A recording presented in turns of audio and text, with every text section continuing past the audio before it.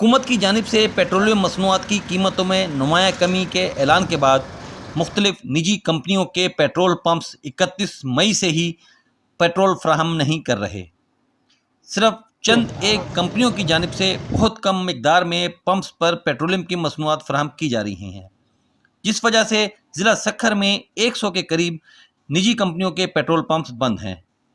شہر میں صرف حکومت پاکستان کے ادارے پاکستان اسٹیٹ آئل کے پیٹرول پمپس پر پیٹرول فراہم کیا جا رہا ہے، جہاں عوام کی طویل قطاریں لگی ہوئی ہیں۔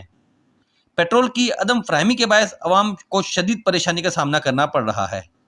ایک پیٹرول پمپ پیچھے بھی چھوڑ کے آیا ہوں، تیل نہیں ہے، ادھر بھی تیل نہیں ہے، اب کہاں جائیں گے؟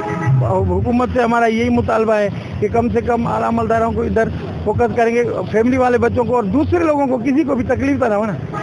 پمپ انتظامیہ نے بتایا کہ کمپنی ضرورت کے مطابق اسٹاک فراہم نہیں کر رہی۔ ایک دن چھوڑ کے 8,000 دے رہے ہیں، 8,000 ہماری سیل ہے 5-6,000، ظاہر بات ہے ہمارے پاس پیٹرول ہوگا تو ہم چلائیں گے نا، ہم بھی مجبور ہیں، ہم کچھ نہیں کر سکتے۔